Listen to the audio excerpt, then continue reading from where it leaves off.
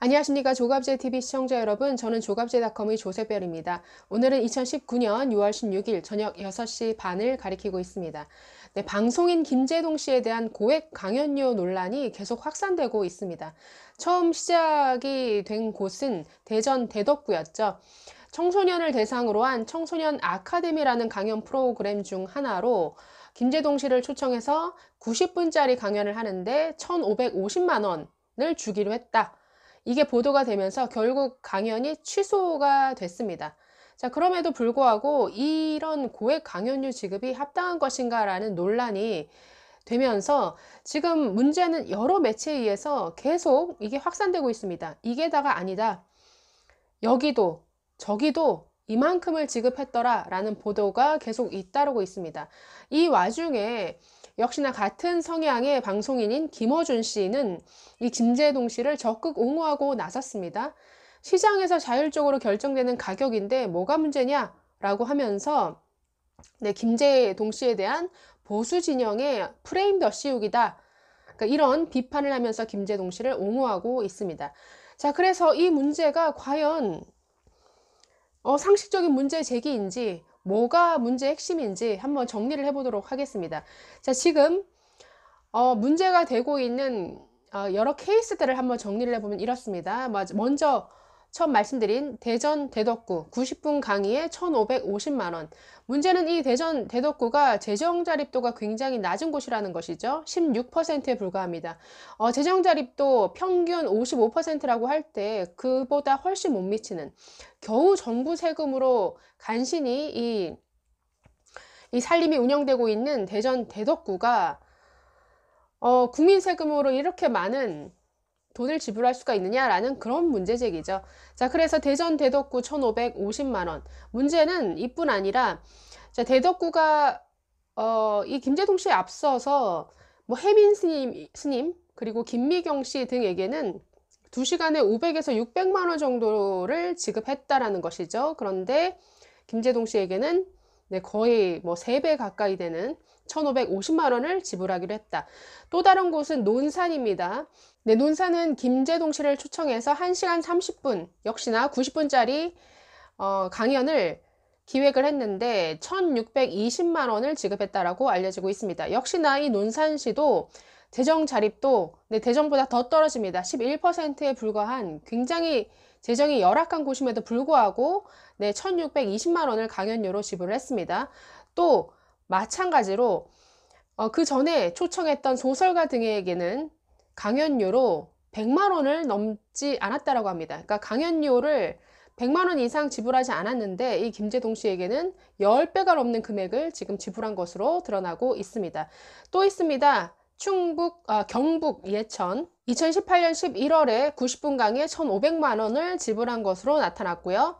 또 경기 김포시에서는 역시 90분 강의에 1,300만 원, 그리고 충남 아산시에는 2번에 걸쳐서 총 210분 강의를 했는데 2,700만 원 상당의 강연료를 지급을 했습니다.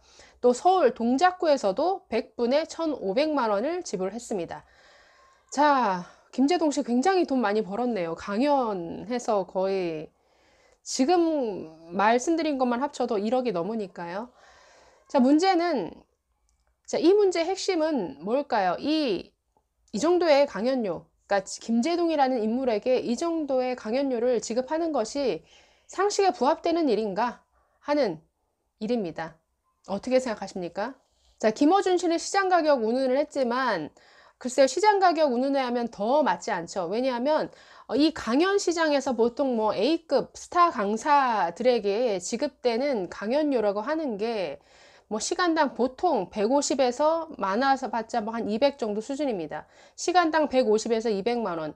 그러면 그에 비교했을 때도 이 김제동 씨가 받은 강연료는 거의 뭐 5배에서 7배, 8배 정도 많은 금액을 받은 것이니까 이것은 시장 가격이라고 하기 어렵죠. 시장 가격이 아니라 굉장히 뻥튀기 된 뭔가 특혜성 지급이다 라고 볼 수가 있습니다. 그렇기 때문에 일반적이지 않고 상식적이지 않습니다. 그리고 공정하지 않습니다. 왜냐하면 그 혜택이 어떤 혜택이기 때문일까요? 이 김제동 씨에게 이만큼 특혜성 강연료를 지급하게 된 가장 큰 이유가 뭡니까? 이 김제동 씨가 문재인 정부를 적극 지지하고 옹호하는 이런 발언과 활동을 많이 해온 인물이라는 것이죠. 그렇기 때문에 굉장히 이 문재인 정부를 적극 지지하고 도왔던 사람에 대한 어떤 보답성, 이런 프리미엄 가격이다. 자, 그렇기 때문에 뭔가 현저히 공평하지 않고 상식적이지 않은, 상식에 어긋나는 이러한 고액 강연료다 라는 이러한 문제 제기가 있는 것이죠. 자, 그렇기 때문에 첫 번째, 시장 가격을 훨씬 넘는 이 특혜성 가격은 문제가 있다. 자, 두 번째 문제 제기는 그것이죠. 이렇게 지금 지급된 돈들이 전부 국민 세금이라는 겁니다. 지금 초청한 곳이 뭐 민간 기업이 아니죠. 대부분 지방자치단체, 뭐 구청, 시청 이런 곳입니다. 그러니까 정부 세금을 가져다가 지금 특정 인물에게 다른 강사들과 비교해서도 엄청나게 몇 배로 뛴 가격을 지금 강연료로 지불을 했습니다.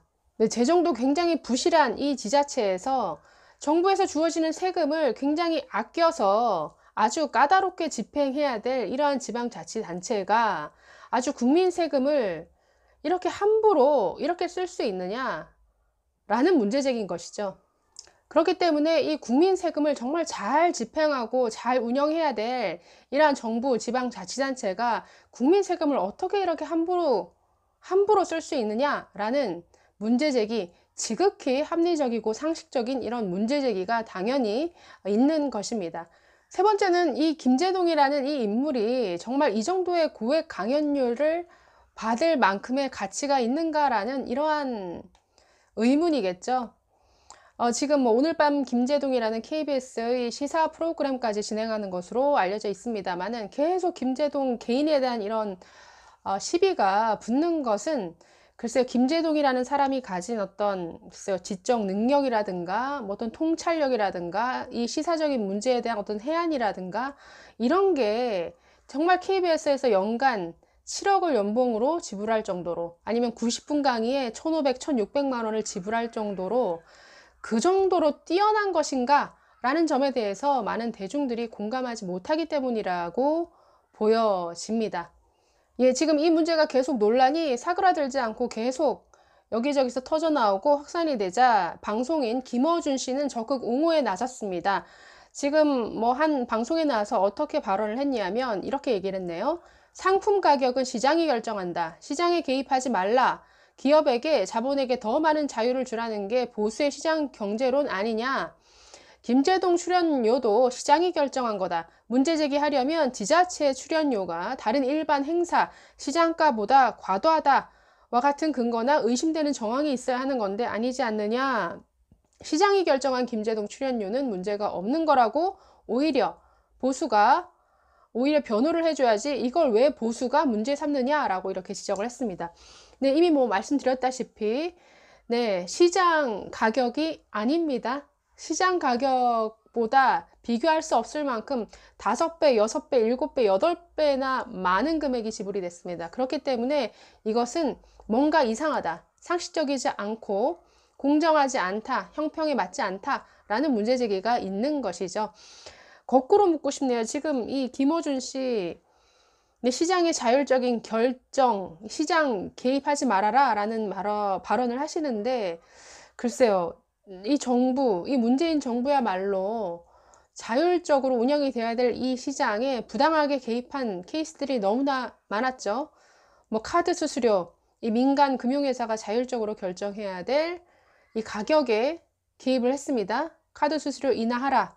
또 뭐 서울시 같은 경우에는 이 민간 시장에 이 정부가 정말 플레이어로 뛰어들어서 제로페이라는 이 결제 시장에 뛰어들어서 민간 기업과 경쟁하는 이런 웃지 못할 일도 있었습니다. 자, 그렇기 때문에 평소에도 좀 이런 시장의 자율성을 강조하는 이런 시선을 가지고 이 정부의 반시장적인 이런 정책들에 대해서 좀 문제제기를 해줬으면 좋겠는데 지금 이 문제에서만 다른 잣대를 들이대는 것 같습니다. 그래서 이 문제의 이 논란의 핵심은 결국은 그것이죠. 이 김제동이라는 인물이 정말 이 정도의 금액을 받을 가치가 있는 사람인가? 그렇지 않다라면 이것은 뭔가 잘못된 것이고 그 특혜는 어디에서 오는가? 아, 문재인 정부를 아주 적극 지지해온 사람에 대한 이것은 하나의 특혜이다. 이러한 문제제기가 핵심인 것 같습니다. 이러한 문제제기, 지극히 상식적인 문제제기다라고 생각이 되는데요. 글쎄요, 김재동 씨 본인과 그 진영 사람들은 그렇지 않다라고 생각하는 것 같습니다. 네, 감사합니다.